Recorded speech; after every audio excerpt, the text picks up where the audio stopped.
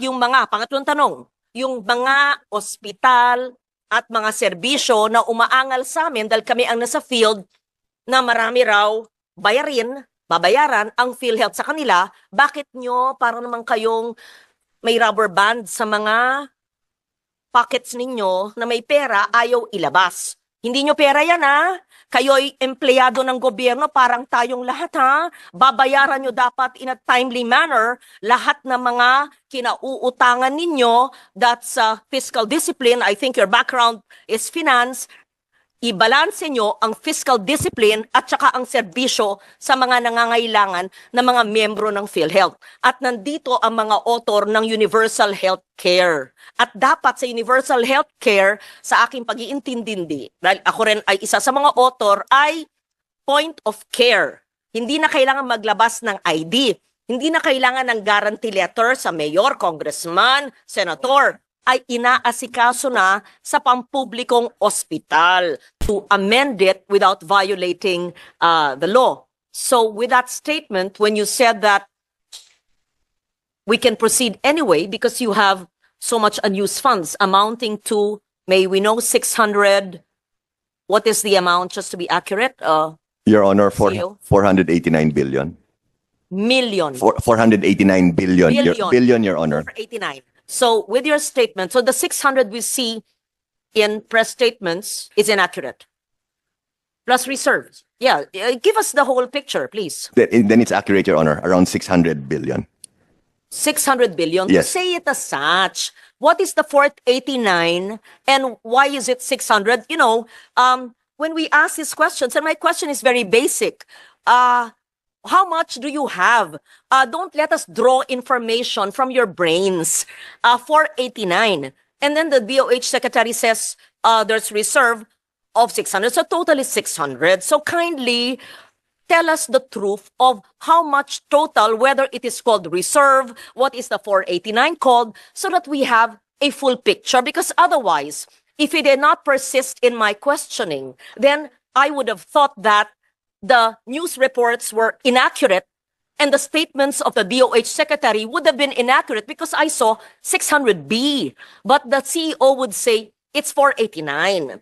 And there's a hell of a lot of difference between 600 and 489. So I would have deduced that, oh, there's some anomaly, or at least in my understanding of how much PhilHealth has. So may we request, Mr. Chair, I apologize for just being emphatic, I'm not angry, to just ask everyone very simple, basic questions, because that's where we're coming from, and to just please advise us, do you need anything, or you are comfortable with what you have because it's a big amount, and the President himself has stated many times that there was not a necessity, it was not necessary to provide any budget for you. In short, meron bang ni isang mahirap na Pilipino na maaapektuhan sa pag-zero ng allocation sa PhilHealth budget? And kindly give us the definition of the 489 and the whole 600. What is the difference? Reserve. What is a 489? If the balance is reserve, what is a 489? Yeah, in simple terms. Thank you.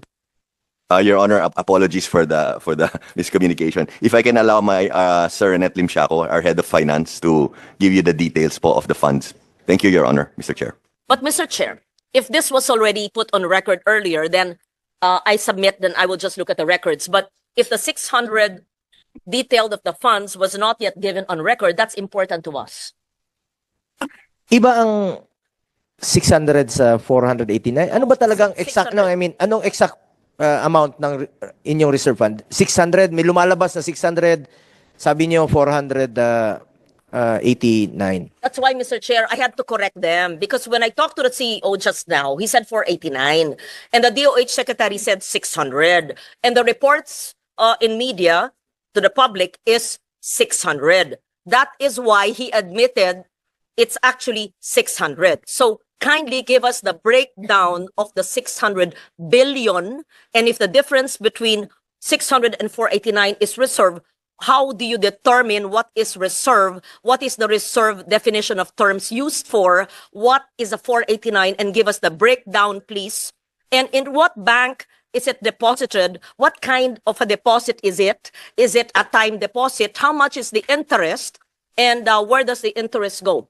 So what is the principal? What bank?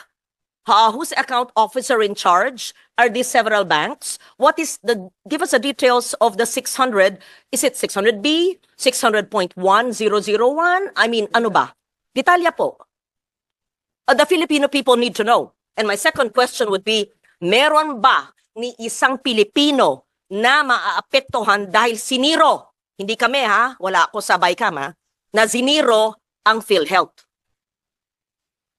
At yung mga, pangatlong tanong, yung mga ospital at mga serbisyo na umaangal sa amin dahil kami ang nasa field na marami raw babayaran ang PhilHealth sa kanila, bakit nyo para naman kayong may rubber band sa mga pockets ninyo na may pera ayaw ilabas? Hindi nyo pera yan ha?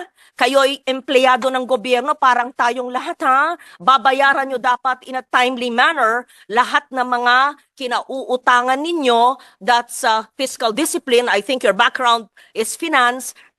Ibalanse nyo ang fiscal discipline at saka ang serbisyo sa mga nangangailangan na mga miyembro ng PhilHealth.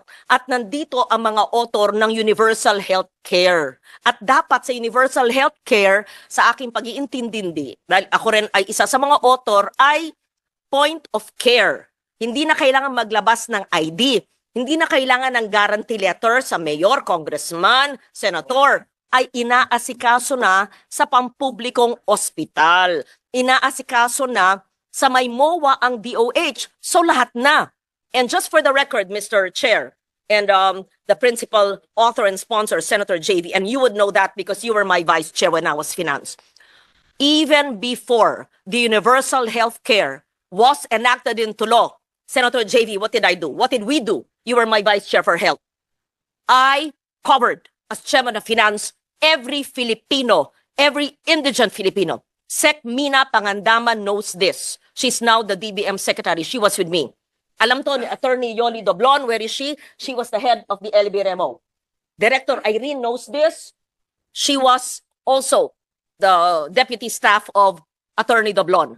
Kaya ng national budget, wala pang universal health care na lahat ng mahirap, point of care, pagpasok, hindi kailangan magpakita ng ID o GL ng lahat ng pampublikong ospital bago magkaroon ng batas. At salamat na isa batas namin. Okay, pakisagot po. Maraming salamat. Before you answer that, no, Senator Ligarda, na-discuss na po natin, Ma'am Lauren, na-discuss po namin earlier ito, some sa mga questions mo. Pakisagot lang po, Mr. Renato Limsiaco, kung ano yung tama, no? Kung 600 o 489. Kasi nung budget hearing, iba yung binakita nyo sa amin na figures. So, iba't ibang figures ang lumalabas ngayon.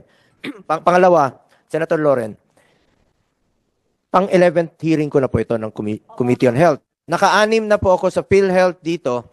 At nung sabi ko nga sa kanila, wala sanang excess funds, wala sanang reserve funds, kung yung inimplementa nila ng maaga, yung expand benefit packages, increase case rates. This week lang po sila nagkandarapa to increase the case rates. This week lang po sila nagkandarapa to expand benefit packages. So kung inagahan yon, walang excess funds na wawalisin ng National Treasury, walang reserve fund na makikita, at maraming pasyente ang makikinabang, yung mga mahirap nating kababayan, kung inaksyonan po ito ng maaga. Anyway, sagutin niyo po yung katanungan ni Senator Lauren. Mr. Chair, pakisagot kasi lahat ng ating pinaikot-ikot dito, sabi nga nyo, 11 hearings na. Simple lang po ang tanong ko, sa inyo po nang galing yung figures nyo. Meron kayong 600 billion. Sabi nyo, yung balanse, if you deduct magkano 600 minus 489, yung diferensya nun, investment, reserve. Definition of terms, ano po yung reserve? Tapos sinabi din nyo, meron kayong 489 billion sa investment portfolio. Gusto ko maintindihan, ano ba ang ibig sabihin ng investment portfolio? What is the nature of the investment? It has to be discussed. That is not your money, that is public money. What is the risk profile? How much is the forecast revenue and for what? And what are the financial institutions where this is lodged? And I would like them to explain to us because kinakaltasan lahat tayo ng PhilHealth. Kayo ang may hawak. Habang namamatay ang mga tao, humihingi ng guarantee letter ang habang proseso. While you are floating in billions, hundreds of billions of cash. So, definition of terms, ano po yung risk profile, at sinong may hawak ng pera ng taong bayan na nakalaan sa PhilHealth. Simple lang po maaring sa Filipino tayo magsalita para maintindihan dahil gusto rin namin malaman. Salamat po. Mr. Chair. Pakisagot lang po na yung exact amount talaga ng reserve fund niyo.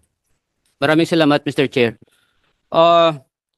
Based on our financial report, Mr. Chair, this one is October 2024. Our reserve fund is in the amount of 281 billion pesos. This reserve fund is provided in the law that the PhilHealth should set up a reserve fund equivalent for its 2 years operation. So 281 billion pesos. And we have a surplus of 150 billion pesos, meaning from our members' equity minus the reserve fund of 281, the difference, the surplus or the excess is 150 billion pesos, Mr. Chair, honorable members of the committee. Now, as to our investment. Sandali po. Yung 281, sabi nyo, nakasaad po sa batas Apo. na kailangan. O sige, pakita nyo mamaya yung provision sa batas creating PhilHealth, right? Or the universal healthcare. Which? Opo. Which? Anong opo? Dalawa po. The batas, yung batas creating PhilHealth or the universal healthcare law. Hindi po opo. Ano po sa dalawa? Ang nagsaad sa batas. At kung meron pong kayong provision, lagay sa record para maliwanag po, para hindi whim, para malaman ng taong bayan na may basihan. So kung 281 reserves, ipaliwanag nyo, anong ibig sabihin ng reserves? Anong batas ang nagsasaad na kailangan may 281 nakareserba? Pangalawa, yung 150 billion in surplus, paliwanag din nyo po, ano yung basis niyan? Batas rin ba? Kami ba ang gumawa ng batas? Or ito ba ho, ano ang sinusunod nyo? Tapos, i-add natin si 281 at saka si 150 mula sa 600, yung balanseng yun, akin na, saan po yun ginagamit? Yan. Salamat po. Maraming salamat, Mr. Chair, Honorable Ligarda. Now, on the reserve fund po, Republic Act 7875 or the PhilHealth Law, mayroon po yung provision. And of course, it is also stated here in Section 11 of the Universal Healthcare Law that program reserve fund, PhilHealth shall set aside a portion of its accumulated revenue not needed to meet the cost of the current year's expenditures as reserve fund, provided that the total amount of reserve fund shall not exceed a ceiling equivalent to the amount actuarially estimated for 2 years projected program expenditures. So ito po yung basis po natin why we're gonna set up the 2-year reserve fund in the in compliance with this provision, Mr. Chair, Honorable Ligarda. We see Section 11 of the reserve funds, and of course, it does not state the amount because amounts will differ. But based on the definition of Section 11, is 281 compliant with it, or is it over the compliance? Mr. Chair, Honorable Ligarda, this computation calculated by our Department of Finance and adopted by the management, by the board, that the reserve fund for our FS in the year 2024 in the amount of 281 billion. Proceed po with 150 surplus. Define po, pakipaliwanag po ano ang surplus. Ang pagkaintindi namin ng surplus ay extra, sobra. Okay. So reserve, surplus, may 431 billion pa kayo. Ayan. Paliwanag nyo yung ibig sabihin ng surplus at yung basihan ng surplus nyo, tapos yung 431, nandun na tayo. Paliwanag po nyo yung paggamit ng 431 at saan po naka-invest, ano po yung interest, ano yung risk. Thank you.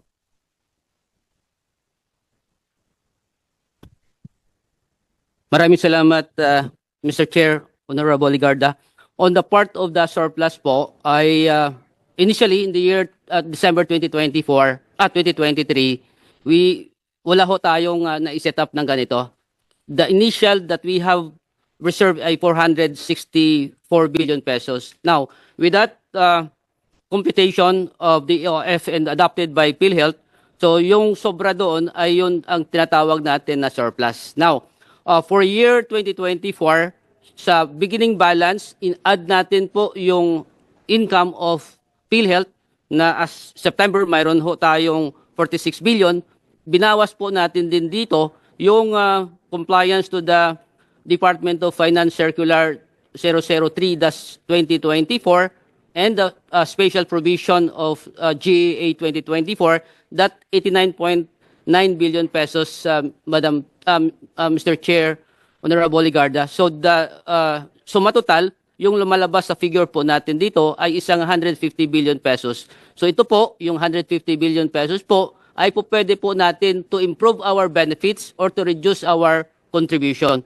So this is the reason why, Mr. Chair, Honorable Ligarda, that in the year 2025, our board approved already our budget in the amount of 284, sourced out from the following, Mr. Chair, Honorable Ligarda, from the direct contributors of 203 billion and from investment of 20.7 billion, and our surplus as of October 31, 2024 of 150 billion. So 373 billion, Mr. Chair, Honorable Ligarda, is our source of income in our COB, Corporate Operating Budget, in the year 2025, approved by the board of the amount of 284.1 billion, Mr. Chair, Honorable Ligarda po. Iwanag pong sinabi nyo na yung 150 billion na surplus funds ay para lumiit ang contribution ng miyembro. Opo. Okay. Ano po ang ginagawa ninyo para lumiit ang contribution? Pangalawa, at ito ba'y na-implement na? Pangalawa, sabi nyo para mag-improve ang services. Anong karagdagan benepisyo o services ang mabibigay nyo sa taong bayan dahil yun ang pakay o gamit ng 150 billion? Thank you. Maraming salamat po. Honorable Mr. Chair, Honorable Ligarda, on the part of... The questions, what is your position? Can I see? Senior Vice President, Mr. Ledesma, are you familiar with these issues or you're new so you're leaving it to your SVP? I can answer the issues, Your Honor. It's just that for the finance-related issues, I felt... Okay, feel free to answer, please. And Mr., I can't see the person answering. Mr. Limishaco has been with PhilHealth for a while. Okay. Oh, both of you can answer, please. Yeah, thank you. Maraming salamat po, Honorable Ligarda. On the part of PhilHealth po, as provided by law or ang nakalagay. So we are more on the expansion of benefits. Now, as presented this morning, Honorable Ligarda and members of the committee, our board, through our secretary po, Chairman of the Board Secretary Herbosa, approved the 50% across the board increase. The other recent board meeting, that 50% po of the across the board is estimated actuarially at the amount of 97 billion pesos. So aside from that 50%, Mr. Chair, there are other benefit packages that PhilHealth expand or implement initially for approved by the board and ready for implementation in the year 2025. The 50% expansion of benefits, did you discuss that this morning? Did you show under the present package ito? The expansion ito, 97 billion ang cost nito. Did you do that, sir? Mr. Chair, hindi po natin nagawa ngayon, but we can come up with a report po. Please Maibigay po say it natin now. sa That's inyo. very important. That's very important. People have to understand where their money is going. So, I will not wait for the 12th hearing. Opo, ngayon po, pakisabi po. In simple terms, in Filipino or English, whichever. name the present package benefits. It won't take you 60 seconds. And what are the expanded benefits for the expanded package, and why will it cost us or the Filipino people 97 billion? Please explain. And this is 97 billion from the 431 billion or from the annual contributions? Will it eat up into the 431 or will it eat up into the 150 billion surplus, or will this be an annual 97 billion in the coming years? I want to understand. Mr. Chair, Madam Senator, I just want to mention, no, to add what Sir Net mentioned earlier. So we did a 50% increase 2 nights ago during our last board meeting chaired by Secretary Herbosa. Last February 14 of this year, Mr. Chair, we also did a similar 30% increase almost across the board. So we did a 30%, Mr. Chair, Madam Senator, on February 14, and we did an additional, on top of the 50% 2 nights ago. So for a total, Madam Chair, of 80% increase. Sa screen. O yan, yung kanina, pakibalik po. So gusto namin makita yan. Nung Pebrero, 30% increase for case rates. Tapos, nung Abril, ang ibig sabihin yan, sinakop na ang breast cancer. Tama ba yung aming intindi? At saka yung mga nakalista dyan?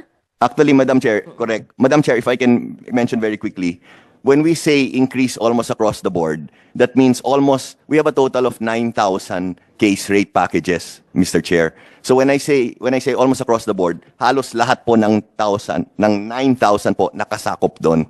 So Ibig sabihin yung 9,000, what are you referring to? we have different cases or case rate packages. Iba-iba po yon. Ang total niyan po, 9,000. So pag sinabi po namin almost across the board or across the board, sakop po, lahat po yung 9,000 na yan po. 9,000 packages? Yes po. There are Packages. 9,000 individual, different case packages. Yes Case po. packages. Yes po. Ba't ang dami naman klase? Marami po yan po. Iba-iba. May mga nuances, iba-iba. Marami talaga po eh. Ganun Okay. po talaga. So, ibig nyo sabihin, yung 9,000, anong tamang salita? Package o case rate? case rate or benefit packages. Ayun na lang, simplehan natin. Benefit packages na lang, ma'am. Communicate po tayo sa taong bayan, yung maiintindihan. Kami mismo, di namin, kung tatlo ang definition of terms, pareho palang ibig sabihin. Di yung benepisyo. Yung pack, di ba? Mas madaling intindihan. Benefit packages. Case. Yes po. Kaso ba? O ano ba? Yung anong tanong yung isa? Ang gulo nga eh. Benepisyo. Ayan. Meron po tayong 9,000. Benepisyo. Package. Ayun, 9,000. Iba-iba. Nag-approve po kayo ng 30% na increase. Lumaki sa benepisyo Yes po. Last February 14 po. nung Pebrero. Ano po ito? Anong saklaw? Ano po ang example ng inyong 30% in-increase? Hindi ba nyo babasahin lahat? O kung, example lang, 1, 2, 3. Para maintindihan po natin. In short, kung dati wala, ngayon, sa 9,000 benefit packages, sakop na ito. Ano po yon? Tapos, nung isang gabi, nag-approve pa po kayo ng 50% over the 30%. Ito yung cost. Ano po yun? Yun, example lang. Example po, ma'am. Pneumonia. Ischemic stroke. Hindi covered ang pneumonia. Meron po pero in-increase po namin. In-increase Covered na po ang- dati pero yung amount in-increase po Okay, namin. magkano yung amount ng pneumonia bago ng February 2024? At nung Marso 1 ng taong ito, magkano na po ang pneumonia? Dahil napakalaganap ng pneumonia. Actually, Senator Lore, ito yung diniscuss namin kanina na napakaraming case rates na dapat nilang in-increase na noon pa. Sabi nila, 9,000 case rates daw yung pinag-aaralan nila. Meron nga po akong hinalimbawa kanina, Senator Loren, na meron pong mag-asawang pulis, ang kinakaltas sa sweldo nila, 3,006 a month, both of them, no? 43,000 ang na-contribute nila sa PhilHealth. Tapos nung nanganak yung asawa niya, 20,000 lang, nalugi pa sila sa kanilang na-contribute for the year. Sagot po Yearly yun. That's why we want to understand. Iyon ang what hindi pa niya na will you say. sasagot. Kanina ko Sagutin pa ko, kaya tinanong. nga tinatanong ko po, yung 30% nung Pebrero at yung 50% ngayon. Aba, magandang pakinggan. 80%. Pero anong ibig sabihin nun? Anong benepisyo po sa mahirap na pamilya? Ayun, pakiliwanag po. Bakit naman? Kanina may ibang sumagot, ngayon ibang sasagot. Ano ba ito? Diba? Madam Chair, because COR, Chief Operating Officer, is the one who oversaw all of the increase. Sige So po, with your makikinig permission po po. kami. Thank you Okay, po. Salamat yung po. 30%, example, pneumonia sinabi po nyo. Dati naman covered na, pero explain to us please. When you increased in February and when you increased the other night, ano pong ibig sabihin nun? Mr. Chairperson, Honorable Senator Legarda, yung case packages po, all case rates na lang po, isang term lang gamitin, all case rates, ang coverage po ito is lahat ng diseases and lahat ng procedures, lahat ng surgeries na ginagawa. Ito po yung case rates para, again, sa lahat ng sakit and lahat ng procedures, including surgical procedures na ginagawa sa hospital, sa facilities, sa lahat ng accredited na healthcare provider. So, meron pong more than 9,000 case packages and in-increase po lahat ng case packages, in-increase natin ng 30% across the board. Lahat po. May exception lang po yung inuna natin na pag-increase dahil covered sila ng top 10 most burdensome disease. Hiniwalay po natin ito. So, at present po, nag-increase tayo ng 30% across the board. Kasi hindi natin maintindihan ng mga across the board 30%. Yung pneumonia nga, bago mag-Pebrero 2024, covered na po ang pneumonia, magkano po? Tapos, nung ginawa nyong nag-increase ang 30%, nag-increase pa ng 50%, magkano na ang coverage pag pneumonia? Yan ang, pneumonia na muna. Opo. For example po, yung pneumonia, yung pneumonia is 10,000 ang coverage po ng PhilHealth. For example, 10,000. Pag-implement po natin ng 30% across the board, including pneumonia, nag-increase po tayo ng 3,000 sa 10,000. So, naging 13,000 po. So, nag-increase po tayo ng 50%. It's 50% of the 10,000 or 50% of the 13,000? 50% of the 13,000 po. So, naging 19,500 na po. Almost double po. This will apply to all government hospitals, whether national, DOH retained, or LGU hospital, right? Lahat po na accredited ng PhilHealth. Maski na pribadong ospital, basta accredited ng PhilHealth. So ang pneumonia po, 19,000. Example lang po yung para klaro po yung computation. Yes, example. Sabihin natin, heart, ayan, cardiac issue. Magkano po? Bago mag-Pebrero at saka Disyembre. Ano po ang coverage?